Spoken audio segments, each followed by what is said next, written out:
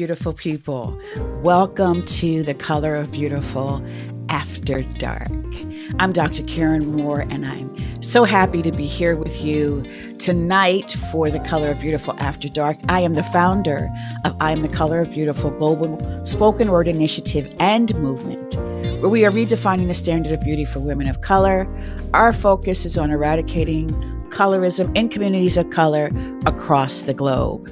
And I am just so glad to be here tonight to share with you. We are doing 30 days to courage and self-confidence. And that's one of the things that we constantly work on here at The Color of Beautiful, building our courage and our self-confidence to know that we are beautiful and we are valuable and we are worthy. So today from the blog came out today, how goals can help boost your confidence. So it's very interesting because many times we don't necessarily sometimes we don't think about setting goals. And even when we do set goals, we're not really clear on how they really help us and can boost our self-confidence. So when you put these goals into place and you have SMART goals, those goals that are going to get you to where you want to be, that will give you a big boost in confidence because you've completed the goal. You've mastered whatever it is you were trying to master. So you've completed the goal, and that certainly builds your self-confidence. So when we look at that, the first step is we want to determine what it is we want. And when you determine what it is you want, you have to be specific. It's important to be very specific. Just to say, I want to lose some weight. Okay, that's great, but how much weight do you want to lose? And then to be able to break it down into steps as to what you have to do to lose that much weight.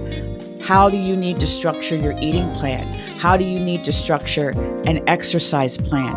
What are the things that you need to do to lose weight, right? You've got to do the step-by-step process. You have to put it into practice with your step-by-step process. The same holds true for saving money. I want to put some money in the bank. I want to save money. Well, how much money do you want to save? And what can you put aside? And realistically, what can you do each week or each month to reach that goal of however much money it is that you want to get into the bank? You need to have a specific plan. You can't just throw any number out there when you start talking about setting goals. Your goals need to be specific. So we want to make sure that we're doing that, and each step that gets you closer to that goal has real meaning to you, and it will boost your self-confidence. I know when I decided that I wanted to write my book of poetry, I put into practice, okay, so you have these many poems right now. How many poems do you want to put in the book? And once I got to that, okay, I want to put this amount of poems in the book. Well, then how long is it going to take you to write? If you say you want to release a book in June and you have this many poems and this is the number of poems you want to have in the book, then you have to have that additional amount of poetry to go into the book to be ready to put it into print and do all those other things that come. So you have to know step by step what the process is for self-publishing and how are you going to get there step by step. Okay, I've got to write 10 more poems. What is going to be my step to writing 10 more poems? Am I going to write a poem a day?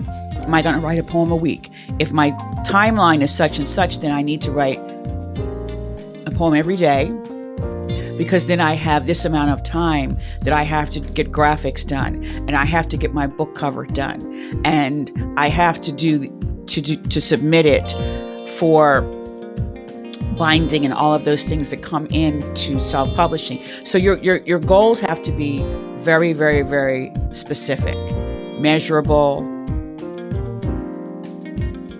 the SMART goals. It's not coming to me right this minute, but you know what I'm talking about, right? So you've got to make sure. I really focus on the specific and the measurable. Because primarily for this particular discussion, specific, you gotta have specific goals. You can't just throw, oh, I want to build a house. Oh, that's great. That's a great thing. What kind of house do you want to build? How many stories is it going to be? How many bedrooms is it going to have? How many bathrooms is it going to have? These are where we're talking about being very specific and very strategic. So as you get ready to rest, take your rest. We always talk about how important it is to take your rest.